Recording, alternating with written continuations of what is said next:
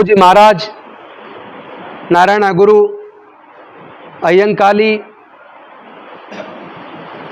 Periyar EV Ramaswamy Naikar जी, doctor Baba Saheb Ambedkar एवं माता रमाबाई जी, ललई सिंह यादव जी, रामस्वरूप वर्मा जी, जगदेव बाबू कुशवाहा जी, कर्पूरी ठाकुर जी एवं मान्यवर कांसीराम साहब के चरणों में कोटि कोटि नमन करते हुए आदरणीय भिक्खु संघ और दिल्ली के आसपास से अलग अलग संगठनों से आए हुए साथियों, आप सबको क्रांतिकारी जय भीम करता हूं, विनम्र नमो बुद्धाय करता हूं। आज आप सबको बुलाने का एक उद्देश्य था। हम तो छोटी सी उम्र में मिशन से जुड़े, मिशन पहले से चल रहा था, तो ये क्लेम तो नहीं कर सकते कि मिशन को हमने शुरू किया। मिशन हमें चलता हुआ मिला और कम उम्र में जुड़े तो हमें बचपन से ही मिशन को सीखने का मौका मिला। और एक बात, लगातार वर्षों तक चाहे डॉक्टर अंबेडकर जागृति संघ बनाकर काम किया, उससे सबक मिला हो, चाहे भिक्खु संघ के सानिध्य में रह के सीखने को मिला हो, चाहे मुक्ति में रह के मिला हो, चाहे जीवन के लगभग 38 साल समता सैनिक दल में एक सिपाही के तौर पर काम करते हुए सीखने को मिला हो, चाहे विभिन्न राजनेताओं के साथ या धार्मिक नेताओं के, सामाजिक नेताओं के साथ या भारतीय बौद्ध महासभा के साथ काम करके सीखने का मौका मिला हो, चाहे कॉन्फेडरेशन के साथ, मतलब तमाम संगठनों के साथ कोऑर्डिनेशन के साथ काम करके मन में बहुत सारे सवाल पैदा हुए। और सवाल ये पैदा हुए कि हमारे सारे संगठन, चाहे वो डॉक्टर बाबा साहेब अम्बेडकर जी ने बनाए हों या किसी और हमारे महापुरुष ने, हमारे किसी बुजुर्ग ने बनाए हों, वो संगठन टूट क्यों जाते हैं? हमारे संगठन एक उद्देश्य के साथ एकजुट होकर काम आखिर क्यों नहीं कर सकते? हम लोग का जो विचारधारा की जो लड़ाई है, जिस विचारधारा के साथ लड़ाई है, उनके सैकड़ों संगठन हैं। यह कहना बिल्कुल गलत होगा कि हमारे हजारों लाखों संगठन हैं, हम लोग एकजुट नहीं हैं। संगठन तो हजारों उनके भी हैं और सैकड़ों संगठन तो उनके बहुत बड़े स्तर पे काम कर रहे हैं, लेकिन उनका ऑब्जेक्ट एक है कि देश के अंदर जितने भी संसाधन हैं और देश के अंदर जितनी संपत्ति है, देश के अंदर जितने ऊंचे पद हैं, चाहे वो सर्वोच्च न्यायालय, उच्च न्यायालय के न्यायाधीश के पद हों, चाहे वो कॉन्स्टिट्यूशनल जो पोस्ट है वो हो, चाहे इंडस्ट्रीज हो, ट्रेड हो, बिजनेस हो, चाहे नेचुरल रिसोर्सेज हो, उनका सबका ये उद्देश्य है कि उन सब संसाधनों पर उनका कब्जा रहे और बरकरार रहे। और उसे बरकरार रखने के लिए वो सारे संगठन उस ऑब्जेक्ट को लेकर एकजुट रहते हैं। और हमारे सारे संगठन डॉक्टर बाबा साहेब अम्बेडकर की विचारधारा पर चलने वाला अपने आप को क्लेम करते हैं और काफी हद तक चल भी रहे हैं। यह कहना भी बेईमानी होगी कि हमारे अम्बेडकराइट मूवमेंट के संगठन के लोग काम नहीं कर रहे, काम तो कर रहे हैं। यह भी बेईमानी होगी कहना कि उसमें ईमानदारी नहीं है। ज्यादातर संगठनों में उनके चलाने वालों में ईमानदारी भी है। फर्क सिर्फ इतना है कि हम लोग अपनी अपनी ईगो के साथ और ये सोचकर कि जो मैं ही बढ़िया कर रहा हूं, दूसरा बढ़िया नहीं कर रहा, हम आपस में बट जाते हैं। और हमें जो भी व्यक्ति कहीं किसी संगठन का अध्यक्ष बनता है, कहने की बजाय जो 30 साल से जमा हुआ वो कैसे हटे, हमारी एनर्जी उस पर ज्यादा लगती है। एक बात मैं आपसे कहना चाहता हूं जिस आरएसएस से हमारी वैचारिक मतभेद है, वैचारिक लड़ाई है, उस आरएसएस के अंदर सरसंघ चालक अपना कार्यकाल पूरा करने के बाद हट जाता है और दूसरा बन जाता है। दूसरे के बनने के बाद पहले की चर्चा नहीं होती। इसी वजह से उनके संगठन में आज तक कभी कोई विवाद नहीं हुआ। वो संगठन निरंतर चल रहा है और एक ऑब्जेक्ट के साथ पूरे देश के संसाधनों पर, सत्ता पर, सारे सर्वोच्च पदों पर काबिज हो चुका है। ऐसा नहीं है कि हम नहीं हो सकते, हम हो भी सकते हैं और उनसे कई गुना ज्यादा हम मजबूत हो सकते हैं। ऐसी क्षमताएं हमारे अंदर हैं। क्योंकि हम लोग अपनी ताकत को पहचान नहीं रहे हैं। हमारी संख्या ही हमारी ताकत बन सकती है। हम केवल कहने मात्र में 85% नहीं है। जो लोग अपने बुजुर्गों के इतिहास को जानते हैं वो मेरी इस बात से सहमत होंगे, भारत में अनुसूचित जाति, जनजाति, पिछड़े वर्ग के लोगों का खून एक है। हमारा सबका दर्द एक है, हमारी सबकी समस्याएं एक हैं और जब बीमारी एक है तो इलाज भी एक ही होगा। इलाज इसलिए नहीं हो पा रहा कि हम अपने अपने तरीके से सारे संगठन इलाज करने में लगे हैं। और सबसे बड़ी हमारी जो समस्या वो ये है कि हजारों साल पहले जिस जाति और वर्ण पे आधारित व्यवस्था ने हमारे देश के दलित, पिछड़े, आदिवासी लोगों के हक और अधिकार छीने और उसके बाद जो समाज में जो बंटवारा करके हमें देश की सत्ता और संसाधनों से दूर रखा गया और जो उत्पीड़न चल रहा है, आज भी लगातार चल रहा है, वो जाति की वजह से चल रहा है। और ये जाति बेशक जिस मर्जी ने बनाई हो, जाति ब्राह्मणों ने बनाई है, सब जानते हैं। इसलिए जाति केवल भारत में, भारत से बाहर पूरी दुनिया में कहीं नहीं है। बनाई उन्होंने है और ढो हम रहे हैं। आज कोई हमारे ऊपर जाति थोप नहीं रहा कि तुम जातियों में बने रहो, लेकिन हम जब खुद ही आपस में कहते हैं हमारी जाति ज्यादा ऊंची है, हमारे से ये नीचा है, वो कह रहा है हमारे से ये नीचा है, और बहुत सारे लोग कहते हैं कि भाई हमें अपनी जाति पे गर्व करना चाहिए। मैं पूछना चाहता हूं, क्या वास्तव में हमें अपनी जाति पे गर्व करना चाहिए? क्या जाति में कोई ऐसी चीज है जो गर्व करने लायक है? अरे जाति की वजह से ही तो सारा उत्पीड़न है, और जिसकी वजह से उत्पीड़न हो उस पर गर्व कैसे किया जा सकता है? जिस जाति का नाम लेके बहुत से लोग किसी को देखकर जाति का नाम लेके कहते हैं ऐसा लग रहा है देखने में, मैं जाति का शब्द इस्तेमाल नहीं करूंगा, ज्यादा दो ही जाति का नाम बोला जाता है, देखने में ऐसा लग रहा है, कपड़ों से ऐसा लग रहा है, इसका मतलब वो शब्द में घृणा छुपी है। तो जिस जाति के शब्द में घृणा छुपी हो उस शब्द पे गर्व कैसे किया जा सकता है? गर्व तो नहीं किया जा सकता, उस पर शर्म जरूर की जा सकती है। लेकिन इस जाति को जिंदे कौन रखे हुए है?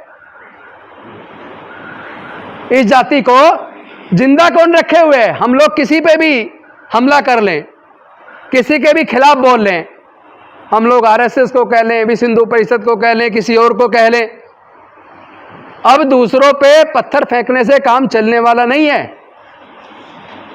क्योंकि जितने भी पत्थर हम फेंक रहे हैं वो हमारे ऊपर पड़ रहे हैं, सर हमारे फूट रहे हैं। जिस लाठी को हम तेल पिला रहे हैं वो लाठी हमारे सर को फोड़ रही है। अभी कावड़ चल रहा है, आप जाके पूरा सर्वे कर लो, एक भी ब्राह्मण बनिया आपको कावड़ में नहीं मिलेगा। एक भी इंडस्ट्री का मालिक, कोई बड़ा उद्योगपति, कोई बड़ा अफसर, एक भी आपको कावड़ लेके आते जाते नहीं मिलेगा। जो गरीब है, मजदूर है, किसान है, जिसके पास कुछ नहीं है, वो जा रहा है कावड़ में। तो भाई कोई उनसे पूछ लो क्यों जा रहे हो, इससे मिलेगा क्या? मिल तो उनको रहा है जो घर से बाहर ही नहीं निकल रहे इसी रूम से। तुम क्यों जा रहे हो अपना काम धंधा, पढ़ाई लिखाई छोड़ के? इसका मतलब जो व्यवस्था हमें गुलाम बना रही है, उस व्यवस्था को हमारे ऊपर अब कोई नहीं थोप रहा, पहले थोपी गई। अब तो हम उसको जबरदस्ती पकड़ के इतनी मजबूती से बैठ गए, हम ही उस व्यवस्था को छोड़ने को तैयार नहीं है। सब अपने अपनी जाति के संगठन बना रहे हैं। जब हम सब अपनी एक एक जाति का अलग अलग संगठन बना लेंगे तो संगठन तो हजारों बन जाएंगे, पर हमारे अंदर एकता कैसे आएगी? हमारे अंदर प्यार कैसे पैदा होगा?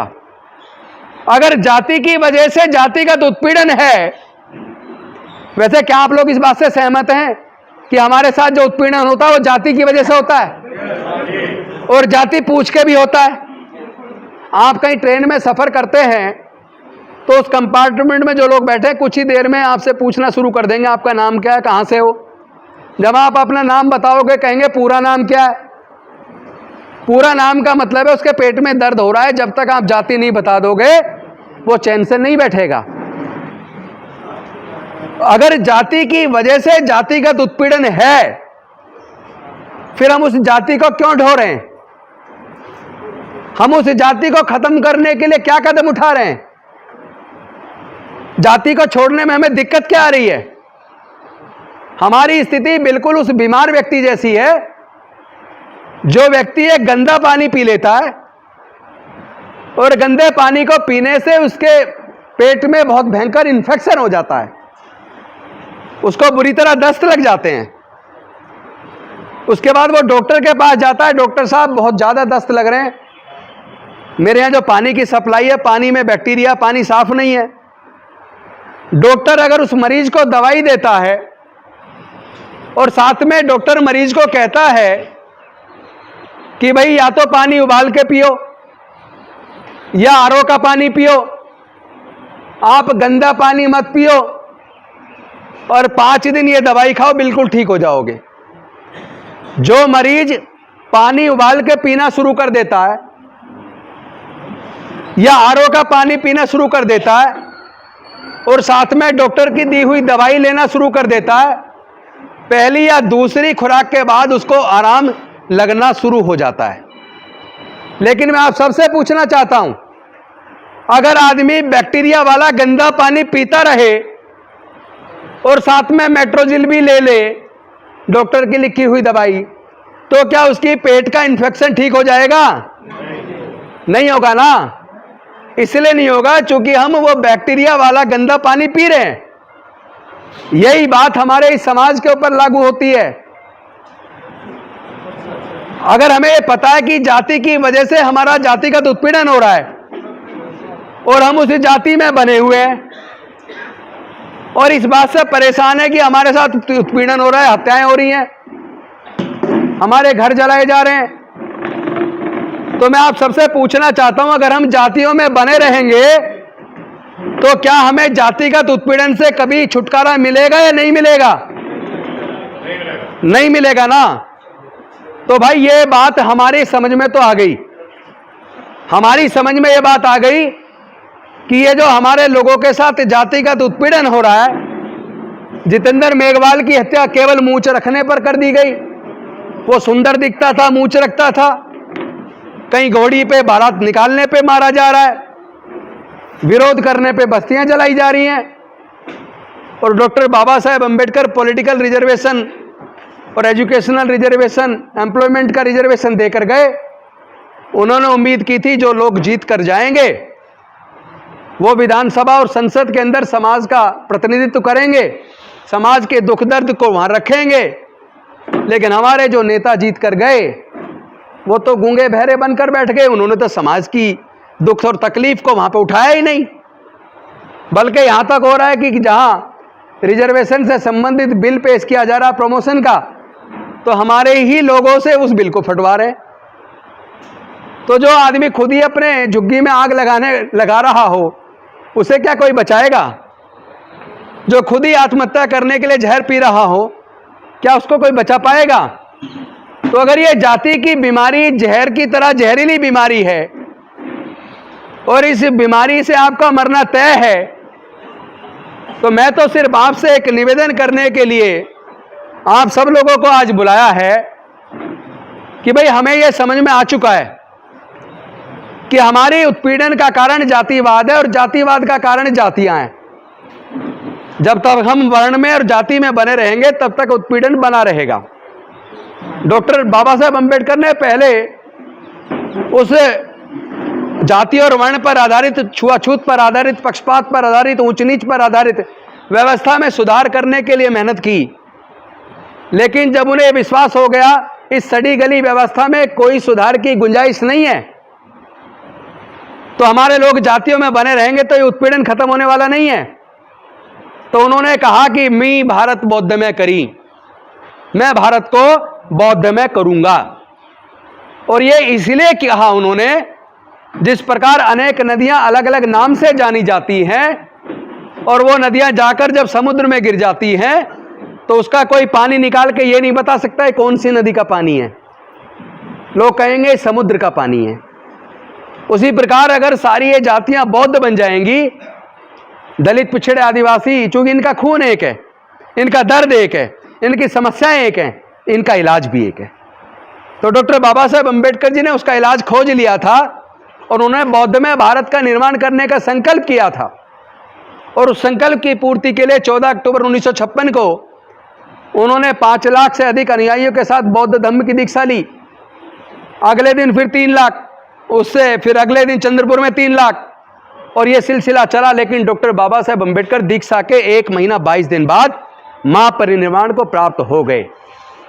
उन्होंने संकल्प किया था कि मैं भारत से जातियों को खत्म करके दलितों को, अछूतों को, आदिवासियों को, इन सब को बौद्ध बनाऊंगा, और जब सब बौद्ध बन जाएंगे तो हमारी संख्या इतनी बड़ी हो जाएगी कि कोई हमारे ऊपर उत्पीड़न करने की हिम्मत नहीं जुटा पाएगा।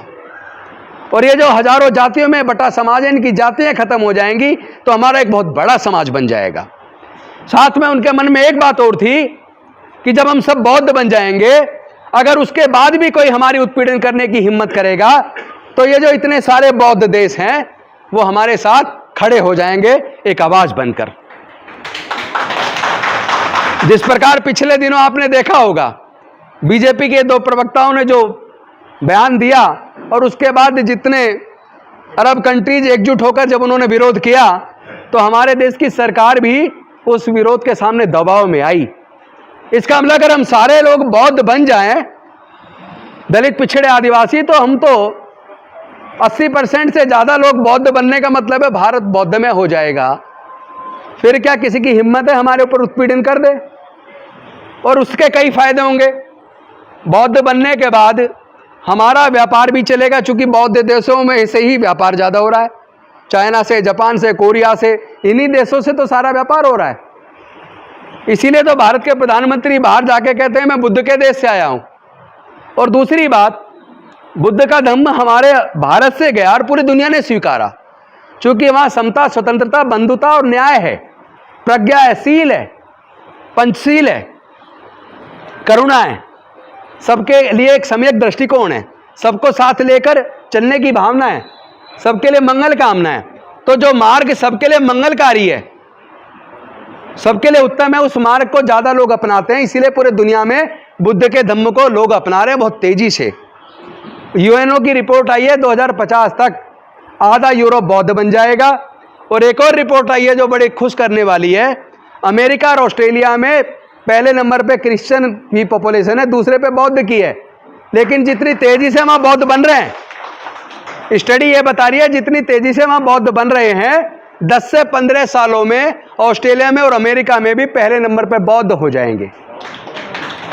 तो क्यों बन रहे हैं? बौद्ध धर्म तो किसी पे कोई दबाव नहीं डाल रहा। आपको पूरी दुनिया में नहीं मिलेगा कोई बौद्ध बनाने के लिए किसी को कोई लालच दे रहा हो या प्रताड़ित कर रहा हो, दबाव डाल रहा हो या किसी को किसी प्रकार का वो कर रहा हो। बौद्ध लोग बिना किसी लालच के अपनी इच्छा से इसलिए बन रहे हैं क्योंकि वो सबके लिए कल्याणकारी है। तो डॉक्टर बाबा साहेब अम्बेडकर जो बौद्ध में भारत बनाना चाहते थे, चूंकि वो 1 महीना 22 दिन बाद महापरिनिर्वाण को प्राप्त हो गए और वो उनका जो सपना था बौद्ध में भारत बनाने का, वो सपना रह गया। और उस सपने पे हम लोगों ने जो काम करना चाहिए था वो काम हम लोगों ने नहीं किया। इसकी वजह से जाति हम और ज्यादा मजबूत होती चली गई और हमारे साथ उत्पीड़न भी बढ़ता चला गया। अब हम लोगों ने इस पे काफी विचार किया। हमारे बहुत सारे साथी हैं जो जूम पे अलग अलग संगठन मीटिंग कर रहे हैं, वी द पीपल कर रहा है, पैगाम कर रहा है, समता सैनिक दल कर रहा है, भारतीय बौद्ध महासभा कर रही है, मिशन जय भीम कर रहा है, और भी लोग कर रहे हैं। सब लोग एक ही बात कर रहे हैं, हमें जुड़ना चाहिए। सब लोग एक ही बात कर रहे हैं, हमें बाबा साहेब के बताए रास्ते पे चलना चाहिए। क्या इन दो बातों से आपकी सहमति है या नहीं है? पहली इस बात पे हमें जुड़ना चाहिए, और दूसरी इस बात पे सभी लोग कह रहे हैं बाबा साहेब के बताए रास्ते पे चलना चाहिए। तो भाई बाबा साहेब का बताया रास्ता तो ये है कि जातियों को छोड़ो, समाज को जोड़ो और बौद्धमय भारत का निर्माण करो। तो हम लोगों ने ये संकल्प किया कि हम पूरे भारत को बौद्धमय बनाने का जो बाबा साहेब का सपना था, अब अपना पूरा जीवन उस सपने को पूरा करने पे लगाएंगे। अब कहने को कुछ लोग अलग अलग तरह की बात कह सकते हैं। कोई कहेगा राजनीतिक आदमी है, राजनीतिक लोग तो बोलते रहते हैं, लेकिन राजनीतिक तो हम अभी हुए हैं 7-8 साल पहले। हम तो भाई 13-14 साल की उम्र से मिशन मूवमेंट के सिपाही रहे, और अंदर तो अभी भी समता सैनिक दल की वर्दी हमारे अंदर है, और पंचशील पे पूरी तरीके से चलने का ईमानदारी से कोशिश करते हैं। 4 सील 100% चल रहे हैं।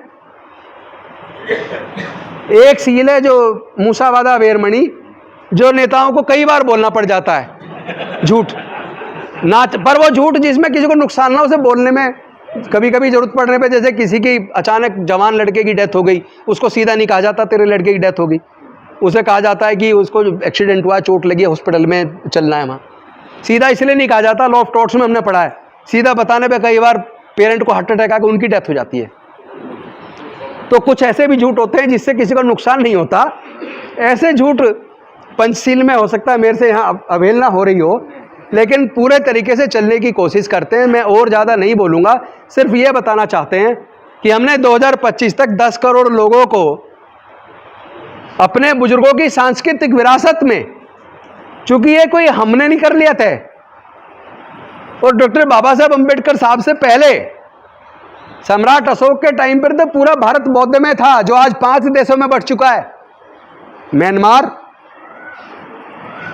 और आपका बांग्लादेश, भारत, पाकिस्तान, अफगानिस्तान।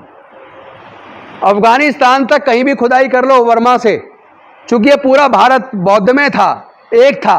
सम्राट अशोक के टाइम पे सब जगह बुद्ध के स्तूप निकलते हैं, बुद्ध के शिलालेख निकलते हैं, बुद्ध की मूर्तियां निकलती हैं, चूंकि ये बुद्ध की विरासत हमारे पूर्वजों की विरासत है।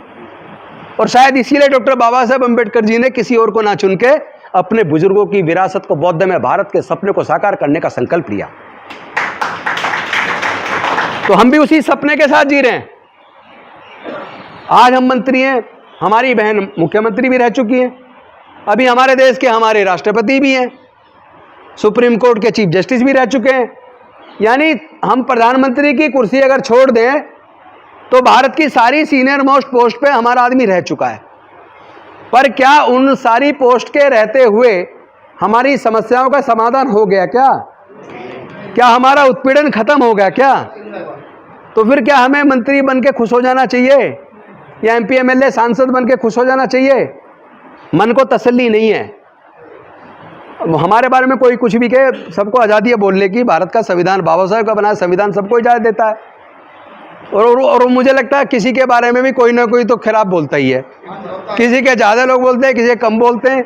ऐसा तो कोई है नहीं जिसके खिलाफ कोई ना बोलता हो, और जिसके खिलाफ कोई नहीं बोलता समझ लो वो आदमी कुछ कर भी नहीं रहा है। जो करेगा उसी से गलतियां भी होने की उम्मीद होगी। एक ग्रेट ब्रिटेन में कहावत है, the crown can not commit a mistake. जो हमारे पॉलिटिकल साइंस के प्रोफेसर हैं वो तो पढ़ाते भी होंगे कॉलेज के अंदर, the crown can not commit a mistake, मतलब राजा कभी कोई गलती नहीं कर सकता। यह मान्यता है इंग्लैंड में, और वो इसलिए चूंकि महाराजा को कोई पावर नहीं है, वो कुछ करता ही नहीं है। तो फिर गलती तो वो करेगा ना जो कुछ करेगा। तो ये जो हमने जो सपना देखा कि बाबा साहेब हमसे उम्मीद कर रहे थे कि हमारे पढ़े लिख के ये बच्चे मूवमेंट को लेकर आगे जाएंगे, वो मूवमेंट आगे जाते दिख नहीं रहा। उन्होंने कहा भी था, आगरा के अंदर ही कहा 1956 में 5 दिसंबर को नानक चंद्र रत्तू जी से भी कहा कि भाई मेरे समाज के लोगों से कहना मेरे पढ़े लिखे लोगों ने धोखा दिया मुझे। मैं इस कारवां को बड़े मुसीबतों के साथ यहाँ तक खींच कर लेकर आया, बड़े कष्ट सहे, बड़ी प्रताड़ना झेल कर भी मैं यहाँ तक ले आया। अब कम से कम मेरे समाज के लोगों को कहना, मेरा शरीर तो अब साथ नहीं दे रहा, पता नहीं रहूँ मैं जिंदा या ना रहूँ, लेकिन उनसे कहना इस कारवां को कोशिश करें वो आगे लेकर जाएं, और आगे ना ले जाकर तो कम से कम यहीं छोड़ दें और यहाँ रोक के रखें, पीछे ना जाने दें। लेकिन कारवां पीछे जा रहा है। ये बात कहने के बाद बाबा साहब सो गए और रत्तू को कहा तुम घर जाओ, और अगले दिन फिर वो उठे नहीं। तो मैं आपसे निवेदन करता हूं कि हम क्या इतनी निकम्मा और नाकारा औलाद हैं बाबा साहब की, कि बाबा साहब के सपने को हम पूरा करने के लिए हम लोग एकजुट होकर मेहनत नहीं कर सकते क्या? मैं ये नहीं कह रहा अपने संगठन खत्म करके मर्ज कर लो, आप सब लोग अपने अपने संगठन चलाएं, क्योंकि आदमी संगठन के एक सपने के साथ बनाता है और उसके साथ मेहनत करता है, उसके साथ टीम होती है। इसलिए किसी को हम कहें तू अपने सपने को खत्म कर, अपनी मेहनत को खत्म कर, और यहाँ हमारे बीच में आके हमारे साथ मर्ज कर, क्यों करें तुम्हारे साथ मर्ज भाई? लेकिन हम मर्ज करने की बात नहीं करेंगे, हम सिर्फ ये निवेदन करेंगे कि क्या हम सारे संगठन अगर हमारे मन में थोड़ी सी भी ईमानदारी और बाबा साहब के प्रति वफादारी और समर्पण बचा है, तो क्या हम एक मिनिमम एजेंडे के साथ एकजुट होकर, एजेंडा बेस एकजुट होकर इस लड़ाई को तो लड़ सकते हैं। अभी तो हम लड़ाई ऐसे लड़ रहे हैं कि भाई बीच में टेबल रखी है और लक्ष्य ये इस टेबल को उठा के अंदर बंगले में ले जाना है। सारे संगठनों के नेता आए, चारों तरफ से पकड़ लिया, तो एक तो तरीका है चारों तरफ से पकड़ के सारे एक दिशा में चल दें। अगर सारे उठा के एक दिशा में चल देंगे तो जाके अंदर टेबल को रख देंगे, लेकिन यहाँ हम एक दिशा में चलने की बजाय सबने पकड़ के अपनी अपनी तरफ खींच रहे हैं। तो टेबल वहीं है, जहाँ ले जानी वहाँ नहीं जा रही, टेबल वहीं है, सब अपने अपनी तरफ ताकत लगा रहे हैं। तो हमें सिर्फ इतना करना है, हम ताकत को अपनी अपनी तरफ लगाने की बजाय टेबल को उठा के जिस दिशा में जाना है, क्योंकि दिशा तो सबको पता है, सभी तो कह रहे हैं बाबा साहब बता के, बस उधर चलने की जरूरत है, तो उस दिशा में ले जाएंगे तो सफलता मिल जाएगी। तो ये जो बौद्ध में भारत का सपना है, बाबा साहब ने कुछ सोच समझ के ही बुद्धिज़्म अपनाया था, कुछ सोच समझ के अपने समाज को बौद्ध बनाना चाहते थे, और हमने ये संकल्प किया है, और संकल्प किया तो उसकी तैयारी भी कर रहे होंगे हम। ऐसा नहीं है कि किसी दूसरे के दम पे हम इस संकल्प को पूरा करेंगे। संकल्प हम लोगों ने किया, हमारी टीम ने किया, तो हम अपने दम पे पूरी ताकत झोंक देंगे, जो करना पड़ेगा करेंगे, जो सेक्रीफाइस करना पड़ेगा करेंगे, और बड़े से बड़ी कुर्सियों को छोड़ना पड़ेगा तो छोड़ेंगे, लेकिन इस मूवमेंट को लेके हम सफलता तक लेकर जरूर जाएंगे। ये हमारा संकल्प है। आप सबको इसलिए निवेदन किया था आने के लिए, क्योंकि आप भी तो ये कहते हैं, हमारा भी यही सपना है कि भारत में जातिगत उत्पीड़न खत्म हो। आप भी तो ये कहते हैं कि हमारे सपना है बाबा साहब का जो कारवां वो आगे बढ़े। अगर आप सबका भी वही सपना है और हमारा भी वही सपना है, तो फिर ऐसा क्यों ना करें, हाथ मिला के सारे मिलके उस सपने को पूरा करें। तो उस नियत के साथ आपको बुलाया, और ये जो बौद्ध में भारत का जो सपना है, उसमें जो 10 करोड़ का टारगेट 2025 तक 10 करोड़ लोगों को बौद्ध बनाने का, जो अपने बुजुर्गों की सांस्कृतिक विरासत में लाकर दीक्षित करने का, और अपने बहुमूल्य धरोहर बुजुर्गों की उसको संरक्षित करने का जो हमने संकल्प लिया है, हमने संकल्प लेते हुए ये तय किया था कि हम इसको अपने मिशन जय भीम के नाम से नहीं करेंगे, हम इसको बाबा साहेब की बनाई हुई संस्था भारतीय बौद्ध महासभा बुद्धिस्ट सोसाइटी ऑफ इंडिया धम्म के काम के लिए बनी है, हम उसके बैनर से करेंगे, मेहनत हम करेंगे, सारी ताकत ऊर्जा हम लगाएंगे, लेकिन मेन बैनर जो है वो बाबा साहेब के बनाए संगठन का होना चाहिए। इसके लिए मैंने संगठन के जो बड़े पदाधिकारी उनसे निवेदन भी किया है, उन्होंने सहमति भी दी है। लेकिन मैं आपके साथ में एक बात साफ जरूर कर दूं, अगर वो अपना बैनर लगाने का इजाज़त नहीं देते, अगर वो इस प्रोग्राम का नेतृत्व करने के लिए इनकार करते हैं, तो उसके बाद ये काम तो रुकेगा नहीं, काम तो हम करेंगे, ये हमारा संकल्प है। लेकिन अगर वो बैनर लगाते हैं तो हम सब लोग मिलके, क्योंकि बाबा साहब की बनाई संस्था है, किसी की जेब की तो है नहीं, उस संस्था के बैनर से पूरे देश में पूरे आंदोलन को तैयार कर देंगे।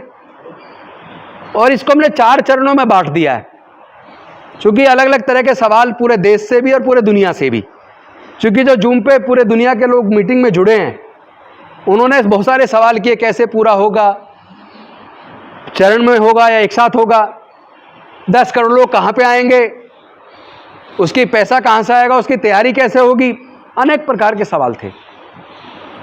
तो उन सवाल के बारे में बता के, थोड़ा सा ब्रीफ में बता के मैं अपनी बात को ख़त्म करूंगा और आपके विचार उसके बाद हम आमंत्रित करेंगे। लेकिन एक निवेदन रहेगा, आज इस सभा में केवल एक मुद्दे पर चर्चा होगी। किसी के संगठन के साथ उत्पीड़न हो रहा है, किसी व्यक्ति के साथ उत्पीड़न हो रहा है, किसी का ऑफिस का मैटर है, किसी का कुछ मैटर है, मैटर सबके हैं। लेकिन आज किसी और मैटर पे चर्चा बिल्कुल नहीं होंगे।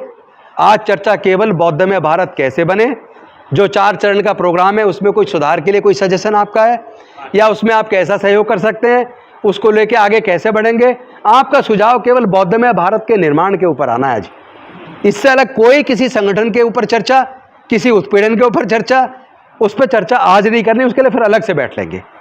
तो पहला चरण हमने 4 जो चरण तय किए वो बता दूं। पहला चरण 5 अक्टूबर अशोक विजयदशमी 2022 को 10,000 लोगों को अंबेडकर भवन पे नीचे दरी बिछाएंगे हम, क्योंकि वरना इतने लोग आ नहीं पाएंगे और उस वक्त तरफ तो सारे नहीं आएंगे, फिर इधर भी मंच बनेगा, इधर भी लगेगा और LED भी लगेंगी। तो 10,000 लोगों को इस 5 अक्टूबर पर अपने बुजुर्गों की सांस्कृतिक विरासत में, बुद्धिज्म में दीक्षित करने का जो संकल्प है, वो पहला चरण 5 अक्टूबर को दिल्ली में होगा।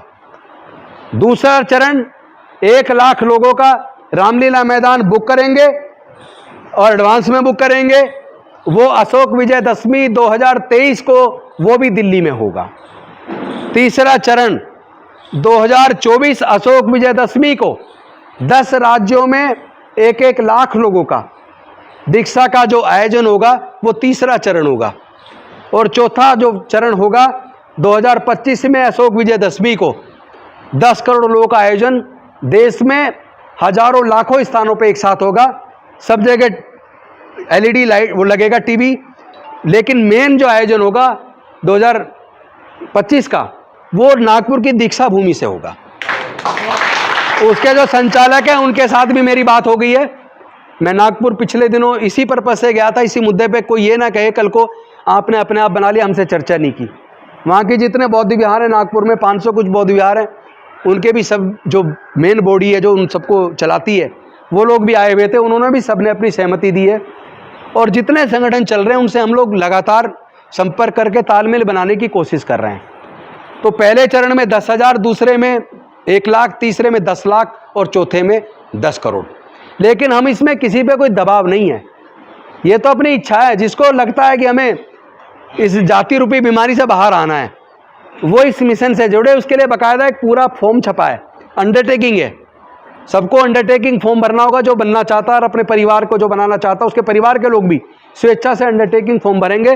फॉर्म छप के आ गए, हैंडबिल छप के आ गया है। अब उसकी तैयारी में हम लोग लग गए। जिन जिन राज्यों में उन्होंने कानून बना के ये सिस्टम बना दिया कि वहाँ धर्म परिवर्तन कोई दीक्षा करता है तो उनको पहले DM से परमिशन लेनी होगी, वहाँ पे हम 2-3 महीने पहले परमिशन के लिए अप्लाई करवा रहे हैं वहाँ के राज्यों के अपने लोगों से। उस कानून में है कि 1 महीने के अंदर अगर DM परमिशन नहीं देता तो यह मान लिया जाएगा कि परमिशन मिल गई, तो कोई अड़चन कहीं नहीं है।